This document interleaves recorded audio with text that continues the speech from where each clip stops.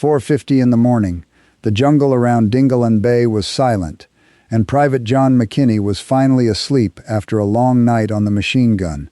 He never heard the man standing over him.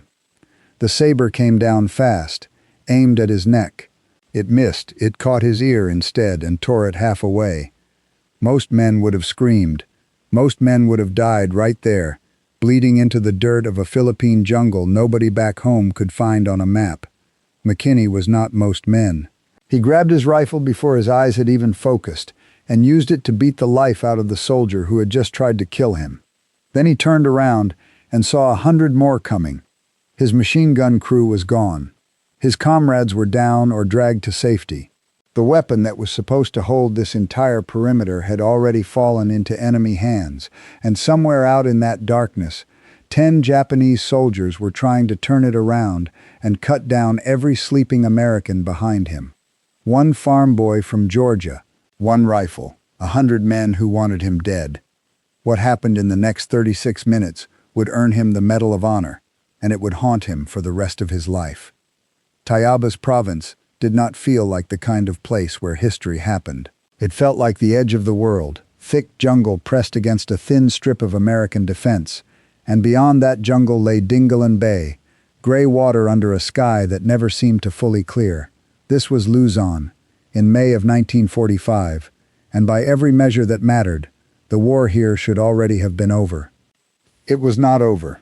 The Japanese forces still fighting on Luzon had nowhere left to retreat to, and no intention of surrendering.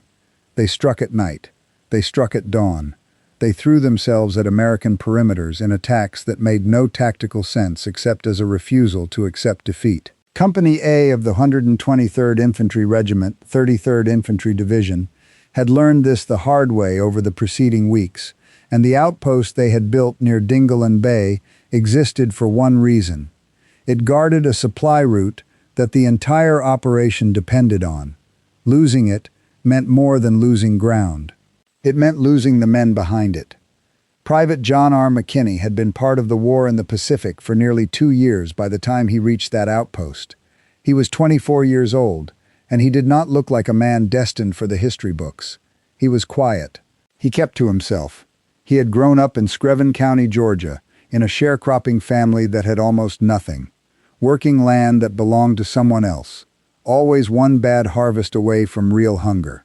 Formal schooling had never been much of a priority in that house. Survival had been the priority.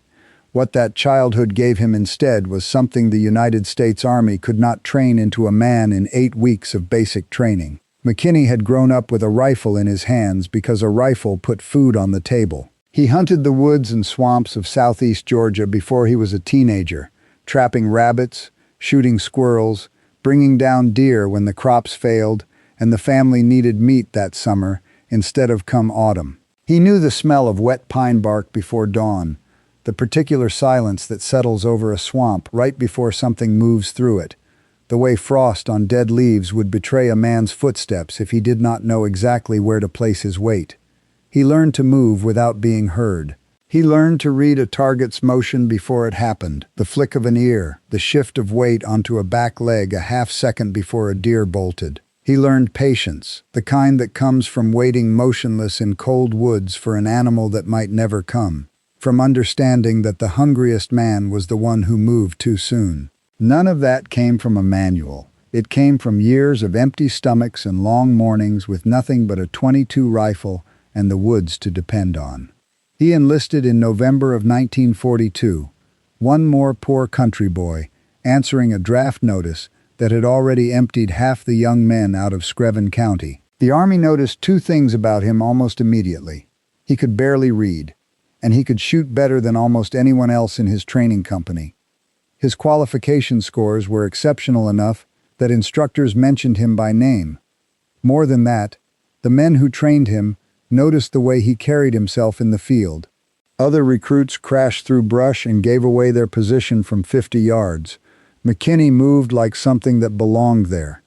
The 33rd Infantry Division shipped out to the Pacific in 1943, and McKinney spent long months in the jungles of New Guinea before the division was committed to the invasion of Luzon. He survived disease that killed men who had never taken a single wound in combat. He survived the exhaustion of jungle campaigning, the kind that wears down a man's mind long before it wears down his body. By the time his unit dug into position near Dingalan Bay in the spring of 1945, McKinney was no longer a green recruit. He was a veteran who did his job, complained about nothing, and slept with his rifle close enough to touch. His fellow soldiers knew exactly two things about him.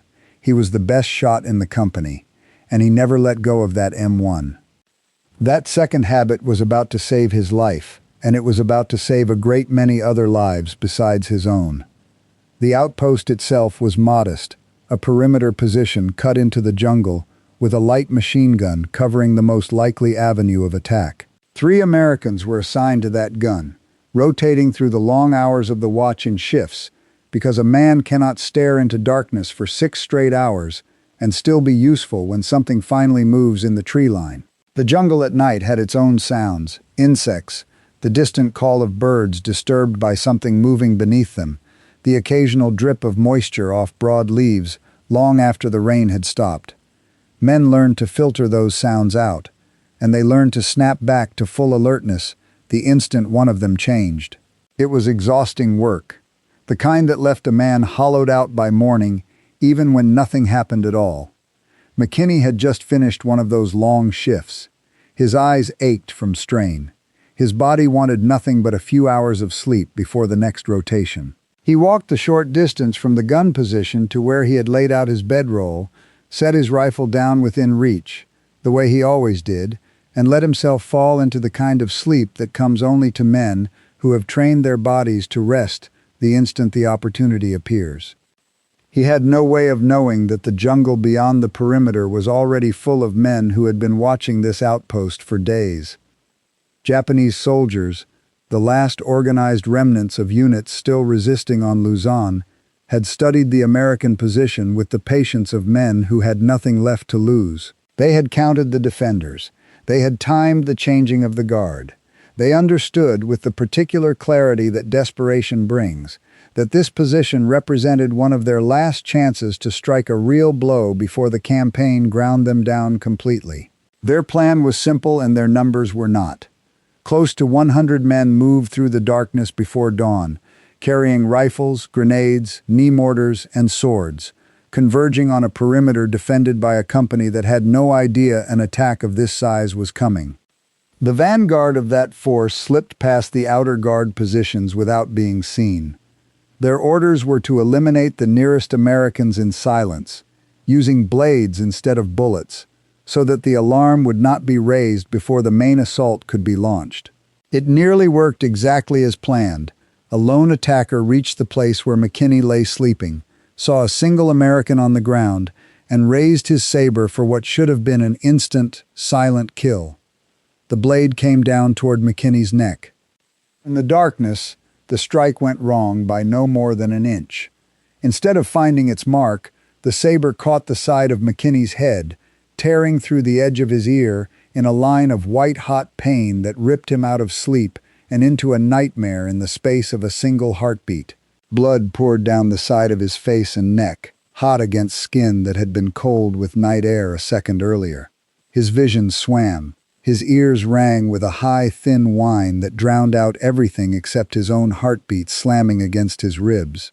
There was no moment of confusion, no groggy half-second of trying to understand what was happening. The pain was too total for that, and the shape standing over him with a raised blade was too clear. Every instinct built by a childhood of survival and 2 years of combat fired at once, faster than conscious thought could keep up. His hand found his rifle before his eyes had finished focusing. He did not aim. There was no time to aim. He swung the M1 like the club it had suddenly become, and the steel butt plate caught his attacker with enough force to end the fight in 2 strikes. The man went down and did not get up again. McKinney had no time to feel relief, no time to process what had almost happened to him, because a second shape was already closing in through the dark, another soldier rushing to finish what the first man had failed to do. McKinney brought the rifle around and fired. The shot dropped his attacker in the mud a few feet away. Two enemies down in the space of perhaps 5 seconds, and McKinney's ear was hanging half torn from the side of his head, blood soaking into his collar. But there was no pause to tend the wound, because the sounds now reaching him from deeper in the camp told him something far worse was already underway. Gunfire, screaming, the sharp crack of Japanese rifles mixing with the heavier report of American M1s. The main assault had begun, and it was aimed directly at the one weapon that could stop it. McKinney grabbed his rifle and ran toward the machine gun position, 30 yards away through the chaos. The ground under his boots was slick with dew and blood he could not identify as his own or someone else's. Muzzle flashes lit the tree line in short, violent bursts, throwing everything into flickers of orange and black. Men were shouting in 2 languages at once, and somewhere close by a wounded man was screaming words that were not quite words anymore. McKinney did not yet know that the 2 men who had been manning that gun were already down, one wounded and being dragged to safety by the other, and that the position itself, the single weapon meant to hold this entire stretch of perimeter, had already fallen silent. What he found when he reached it would have driven most men to retreat and regroup. 10 Japanese soldiers were standing inside the emplacement, working to turn the captured American machine gun around to face the sleeping camp behind it. 10 men, 1 machine gun. 30 yards of open ground between McKinney and the position that held the fate of every sleeping American behind him. He did not stop to think about the odds. There was no time for that kind of arithmetic, and even if there had been, the math would have told him to run the other way. 10 armed men against 1 soldier with an ear torn half off and blood running down his neck was not a fight any sane calculation would recommend taking. McKinney was not thinking in terms of sane calculations. He was thinking about the machine gun and what would happen to every man sleeping behind him if that weapon came back to life in Japanese hands and started firing into the camp. He ran straight at them. The Japanese soldiers inside the emplacement had not expected that. They had captured the position with almost no resistance, killed or driven off its crew, and now they were doing exactly what capturing it was supposed to let them do, working the gun's mechanism, trying to swing the heavy weapon around so its barrel pointed back into the American perimeter instead of out toward the jungle. A few of them held security, rifles up, watching the direction from which a counterattack might come. None of them were watching for a single man to come sprinting directly into the muzzle of 10 rifles. McKinney fired as he ran. The distance closed fast, 15 yards, 10 yards, and his shots found their targets before he even reached the sandbagged wall of the position. 2 men went down in the open before he arrived. He did not slow down. He did not take cover. He climbed over the low wall of sandbags and dropped into the emplacement itself, into a space barely large enough for the 8 men he now found packed inside it, working the gun, gripping rifles, reaching for bayonets. What happened over the next handful of seconds inside that cramped pit would later be recorded, almost clinically, in a citation written by men who had never seen it happen and could only reconstruct it from the evidence left behind. McKinney fired at point-blank range, the muzzle of his M1 close enough to some of the men that there was no question of missing. 7 of them went down that way, shot at a range so short that distance barely factored into the word. When his rifle ran empty, and there was still work left to do, he did not stop to reload. He reversed his grip and swung the weapon like an axe. The walnut stock of an M1 Garand is heavy, dense wood, built to survive years of hard use, and in that confined space it became as final a weapon as the rifle had been a moment before. 3 more men went down under the butt of his own rifle before the fight in that gun pit was finished. 10 Japanese soldiers had captured the machine gun that guarded this stretch of the perimeter. In less time than it takes to describe, all 10 of them were dead or dying around McKinney's feet, and the gray light of very early morning was just beginning to touch the tops of the trees beyond the wire. McKinney turned to the machine gun itself, hands finding the receiver in the half-dark, already thinking about getting the weapon back into action.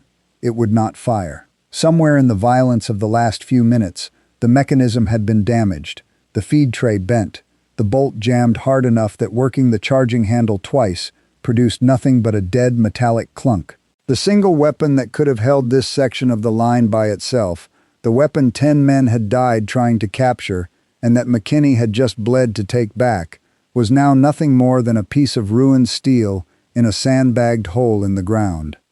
He had a rifle. He had whatever ammunition he carried on his own body.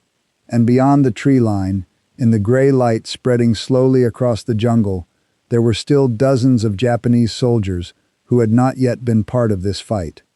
McKinney did the only thing that made sense. He knelt among the bodies of the men he had just killed, pulled a bandolier of ammunition from one of them, and began reloading. Some of what he found had clearly been taken from Americans in earlier fighting, 30 caliber rounds that fit his own rifle as easily as if they had never left the supply chain they were meant for. He fed a fresh clip into the M1 and settled into what remained of the gun position to wait for what he already knew was coming. It did not take long. Officers behind the tree line were shouting orders in a language McKinney did not understand, but whose meaning was obvious enough. A new wave of soldiers emerged from the jungle at a dead run, rifles extended, bayonets fixed, voices raised in the kind of charge that was meant to overwhelm a position through sheer momentum before the defenders could organize a response. It was standard doctrine for this kind of attack, and against a position with functioning heavy weapons and multiple defenders, it might have worked exactly as intended. There was only one defender here, and he had spent his childhood learning to put a bullet into something moving fast through the woods before it had the chance to get away. McKinney found the lead runner in his sights and fired. The man dropped at 60 yards, further out than most soldiers would have attempted under this kind of pressure. But McKinney had shot running deer at that range with a rifle a fraction as accurate as the M1 in his hands. He shifted his aim without pausing to admire the shot, found the next man, fired again. A third man fell. The M1 Garand held 8 rounds and was built for exactly this kind of rapid, aimed fire, and McKinney worked the weapon with the same unhurried rhythm he had used on 100 quiet mornings in the Georgia woods. Find the target, squeeze. Find the next one. The rifle's characteristic metallic ping announced an empty clip, and McKinney was already slamming a fresh one home before the sound had finished ringing out. The charge had covered perhaps 20 yards while he reloaded. He raised the rifle and kept firing. Men fell at 40 yards, at 30, a few close enough that he could see their faces before his shots found them. The wave that had come screaming out of the jungle expecting to overrun a captured position instead ran directly into a storm of accurate rifle fire from a single man who did not seem to miss. It broke before it reached him. The survivors peeled off and scrambled back toward the tree line, leaving 11 more of their number on the ground between the jungle and the gun pit. McKinney did not have time to feel anything about the number. 21 dead now, by his own rough count, and the sky was getting lighter by the minute. Somewhere beyond the trees, officers were already reorganizing, and mortar crews were setting up equipment that would turn this fight into something very different from a straightforward infantry charge. The first knee mortar round landed 10 yards to his left, close enough that dirt and shrapnel rained down across the gun pit. The Japanese had learned, in the space of 2 failed assaults, that charging directly at this position was a losing proposition. Indirect fire did not require anyone to walk into the Americans' line of sight. A second round landed closer than the first. A third struck the sandbagged wall itself, showering McKinney with debris and collapsing part of the parapet that had been his only cover. He understood the tactical problem immediately, the way a hunter understands when the wind has shifted and given away his position. Staying in this pit meant the mortar crews would eventually walk their rounds directly onto him. There was no fixing that by staying still and hoping. A grenade landed close enough that he could have reached out and touched it, and he grabbed it instead, threw it back over the wall before it detonated in the air above the men who had thrown it. Screaming answered the blast. He did not wait to hear more. Another mortar round struck the already damaged sandbags, and the wall gave way further, leaving him half exposed to the jungle beyond. McKinney made the only decision that gave him a chance. He grabbed what ammunition he could carry from the bodies around him and ran. Rifle fire cracked after him from the tree line the instant he broke from cover. Bullets snapped past close enough to hear the air split beside his head. He crossed 15 yards of open ground and threw himself into a shallow depression in the earth. Nothing like a proper fighting position, just a dip in the terrain left by some earlier shell or some accident of the ground itself. It was enough. He rolled onto his back, felt rounds kick up dirt inches from where his head had been a second before, then crawled to the lip of the depression and found a firing position looking back toward the gun pit he had just abandoned. The Japanese, watching him run, had drawn the obvious conclusion. The American was retreating. 2 squads moved out of the tree line at a fast walk, angling toward the wrecked gun position, rifles ready, expecting to find nothing but an empty hole in the ground and a clear path into the camp beyond it. McKinney let them close to 30 yards before he opened fire again. The soldiers had bunched together crossing the open ground, the kind of mistake that costs nothing against an empty position and everything against a rifleman who has already proven he does not miss. His first shot dropped the lead man.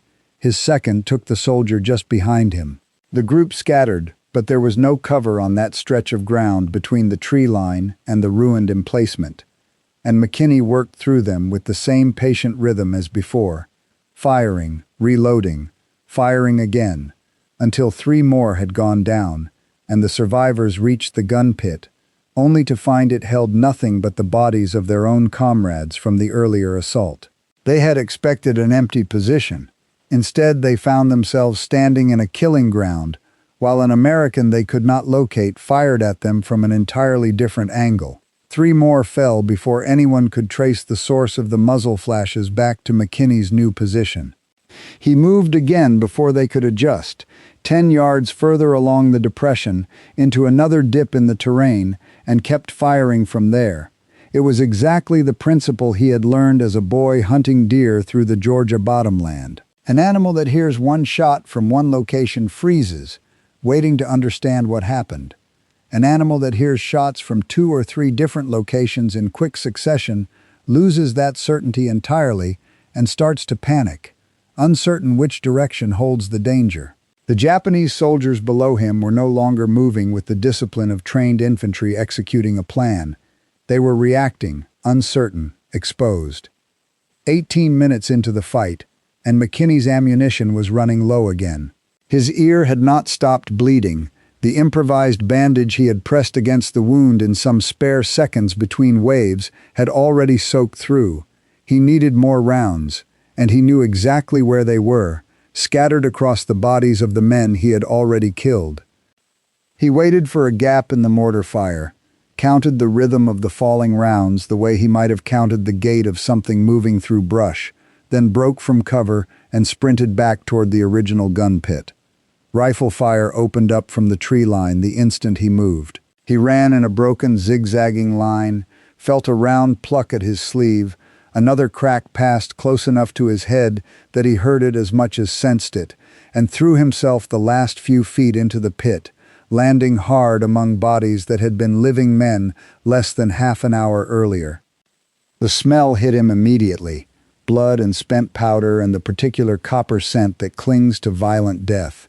It was not an unfamiliar smell.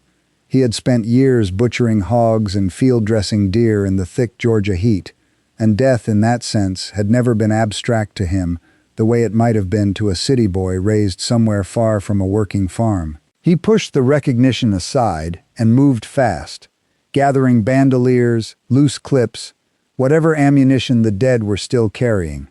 Some of the men had American ammunition pouches on their belts, souvenirs taken from earlier fighting elsewhere on the island, and McKinney took all of it without hesitation.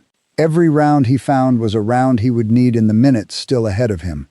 A Japanese soldier appeared over the sandbagged wall while McKinney knelt among the dead, having crawled forward under cover of the mortar barrage to finish what the earlier assaults had failed to do.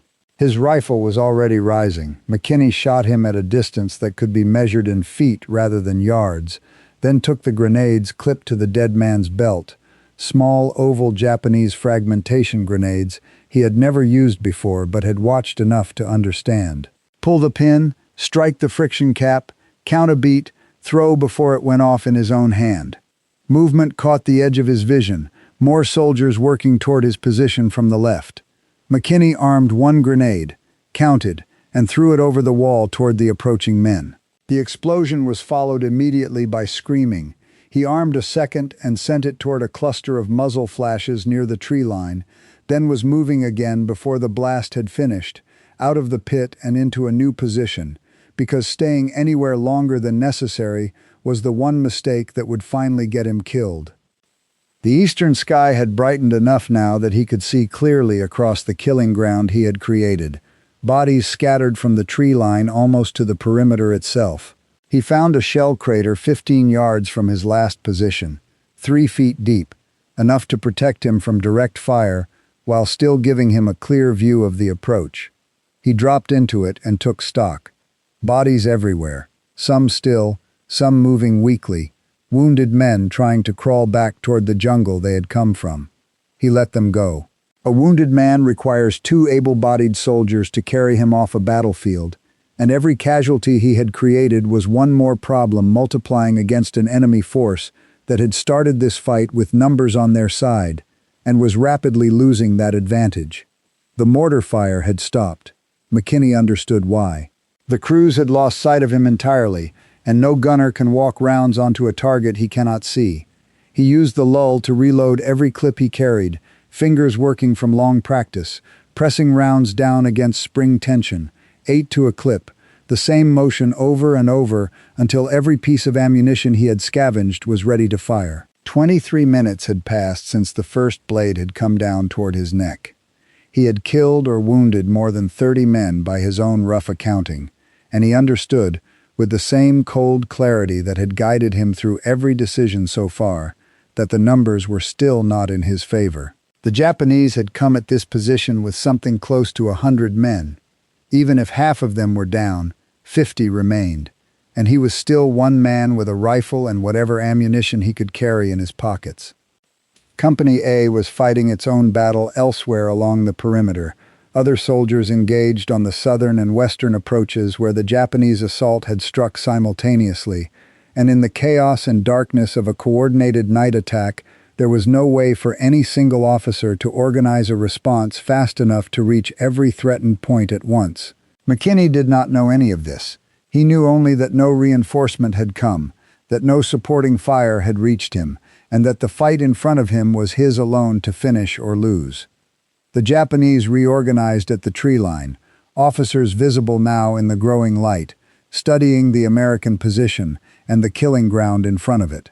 McKinney watched an officer lower a pair of binoculars and gesture, not toward the wrecked gun pit or the craters where he had been fighting, but toward the supply tents further along the perimeter, a different line of approach meant to bypass the ground he had turned into a slaughterhouse.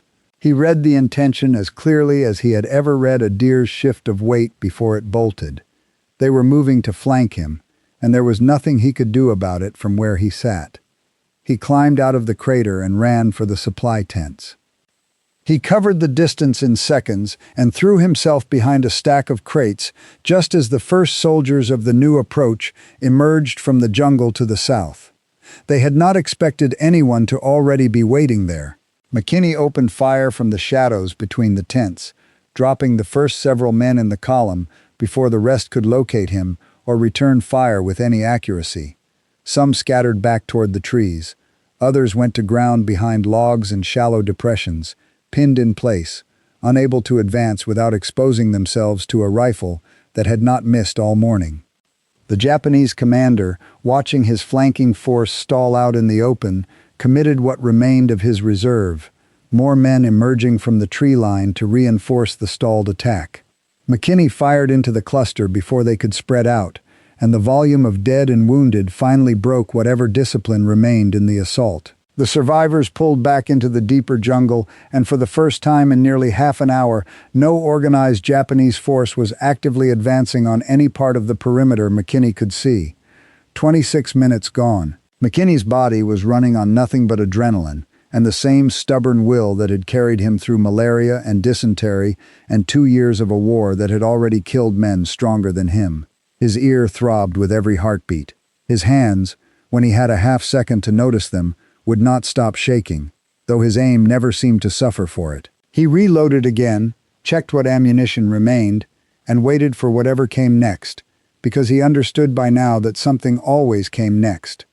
What came next was worse than anything before it.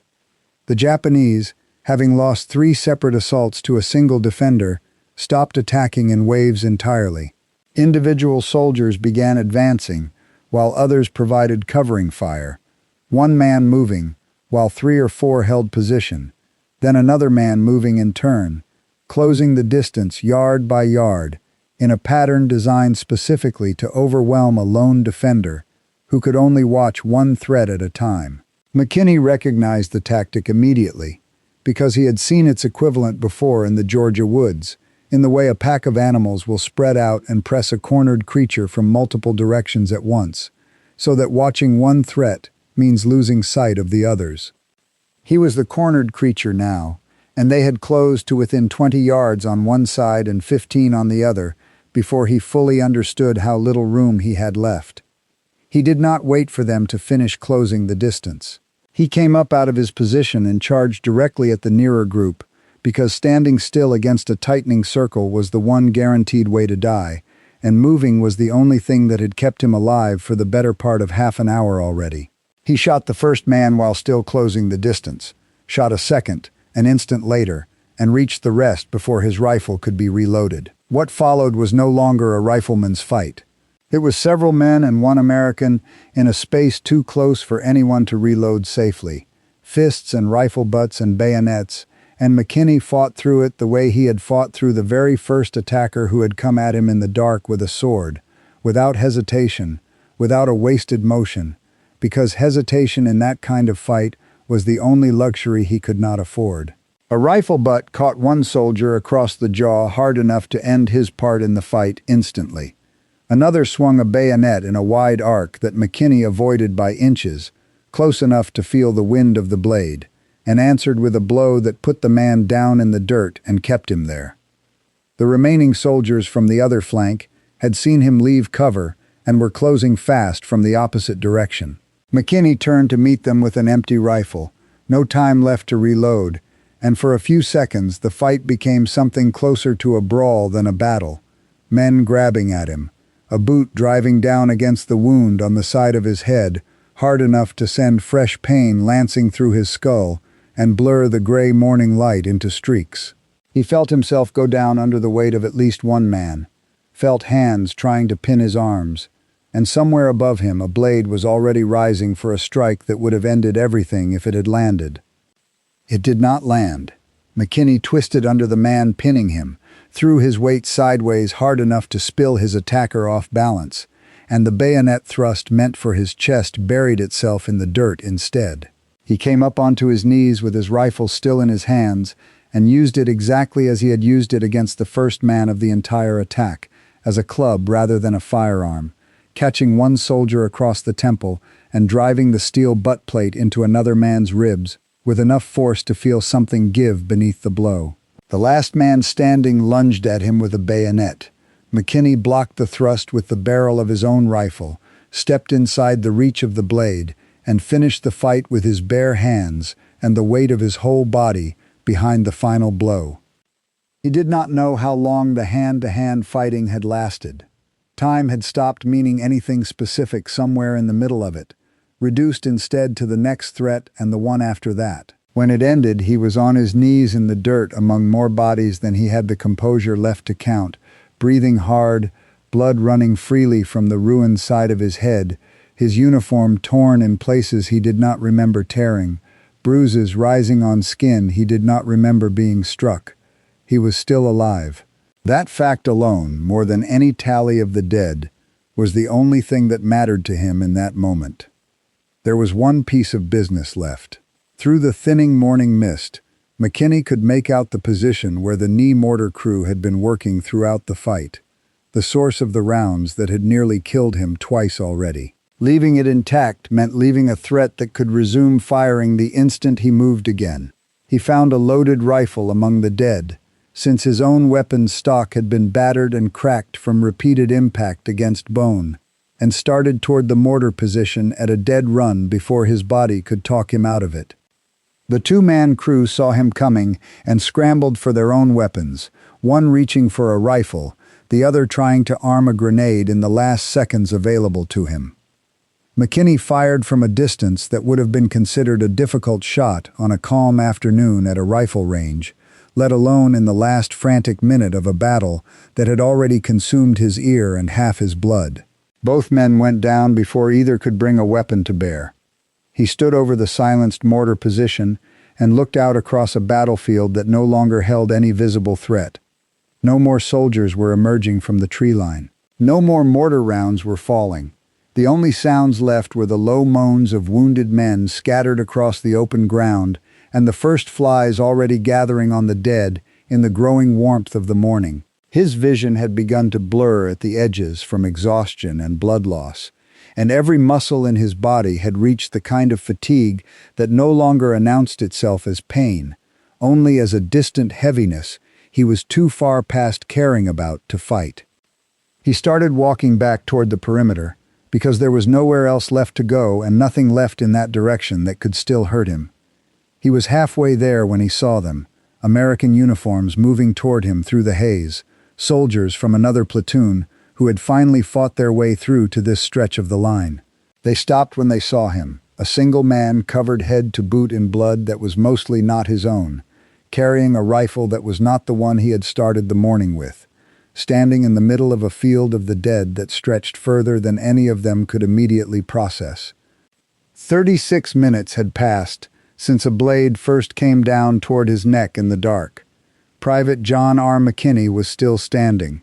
He was still breathing, and the men walking toward him across that terrible field had absolutely no idea yet what they were looking at.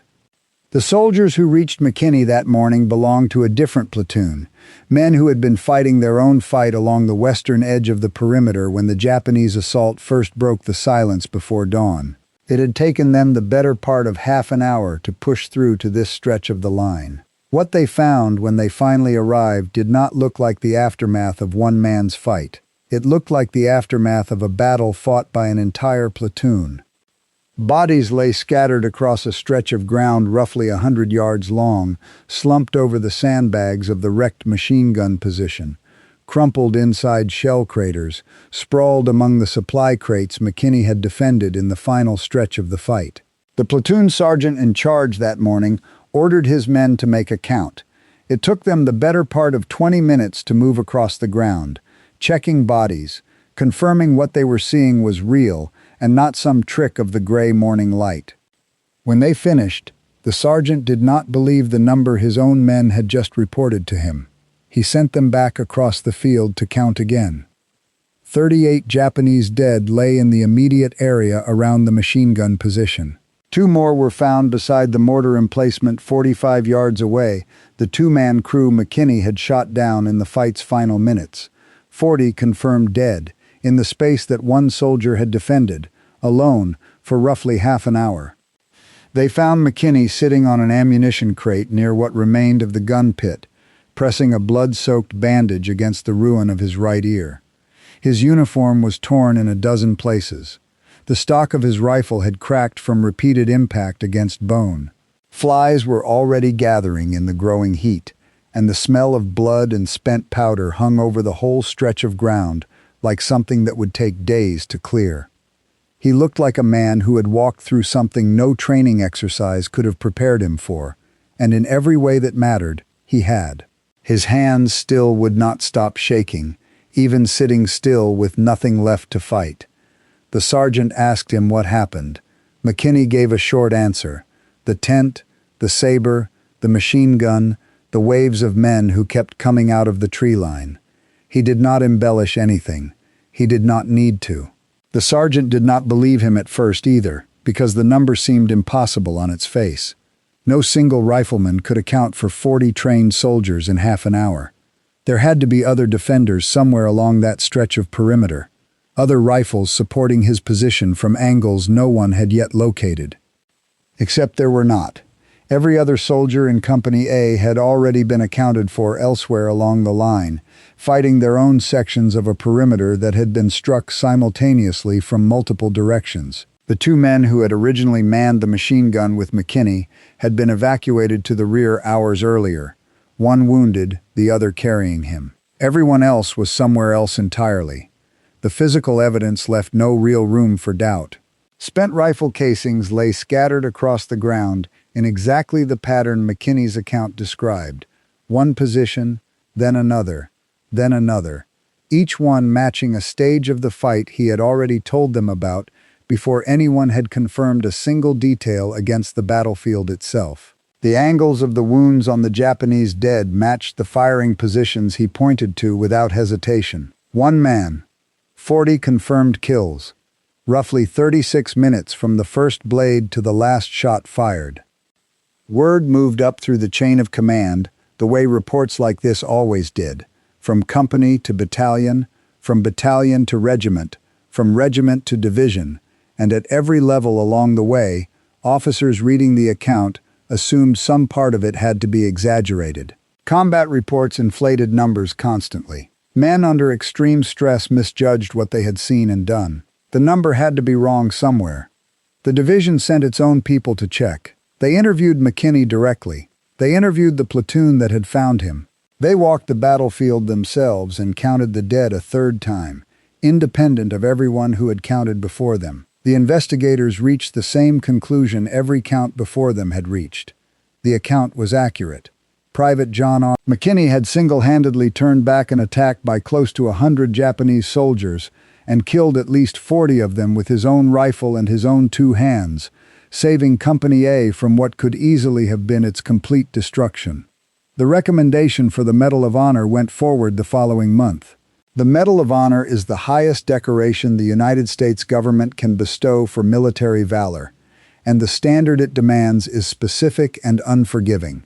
A recipient must have distinguished himself through gallantry and intrepidity at the risk of his own life, above and beyond anything duty itself requires. Fewer than 3,500 of them have ever been awarded across the entire history of the country.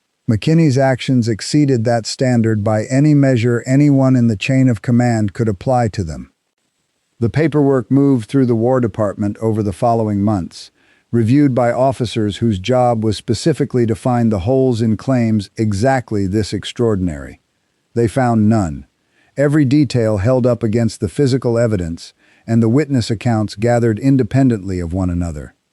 On January 23, 1946, John R. McKinney stood in the White House.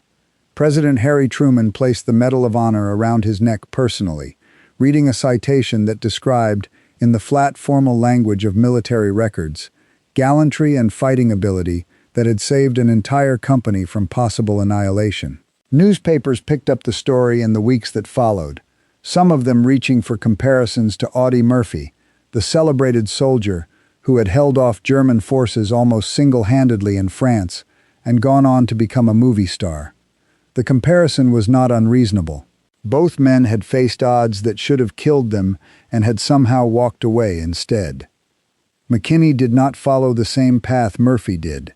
He gave short, plain answers when reporters asked him about that morning near Dingalan Bay, the same handful of details he had given the platoon sergeant who found him, nothing more. He did not seek attention. He did not want it. When the ceremonies were finished and the newspapers moved on to other stories, McKinney went home to Scriven County, Georgia, 24 years old, carrying the nation's highest military honor and an ear that would never fully heal. He picked up the only life he had ever really known, farming, hunting the same woods he had learned to shoot in as a boy, fishing the same creeks. He rarely spoke about the war to anyone, even neighbors who had read every word the newspapers printed about him. When people raised the subject, he answered briefly and steered the conversation somewhere else. He never displayed the medal. He never sought out reunions or the kind of public recognition other decorated veterans found meaning in. The war had happened, and in his mind, it seemed, the war was finished. It was not finished in the ways that mattered most quietly.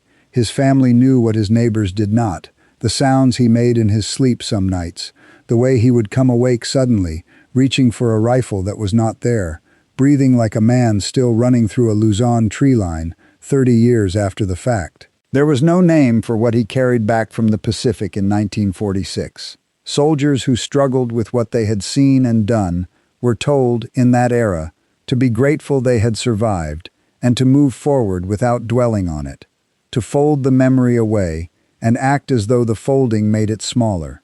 McKinney did what most men of his generation did with memories too heavy to put down. He buried them under work and kept going, year after year, and if the weight of it ever eased, no one close to him ever heard him say so. The years passed the way they do.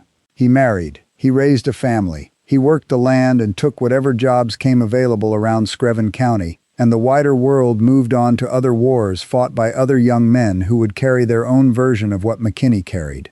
In 1995, the Georgia General Assembly passed a resolution designating a stretch of state highway running through Screven County as the John R. McKinney Medal of Honor Highway, a quiet local tribute to a man most of the country had long since forgotten, still very much alive to see his own name given to a road he likely drove more than once.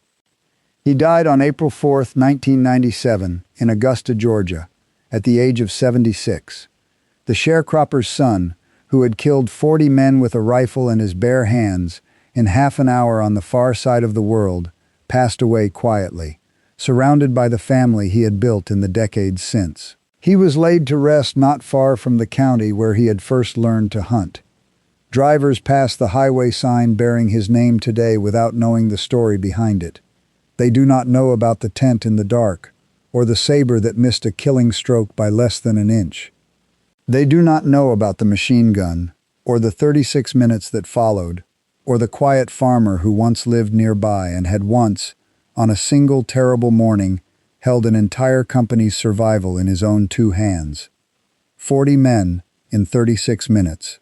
1 rifle.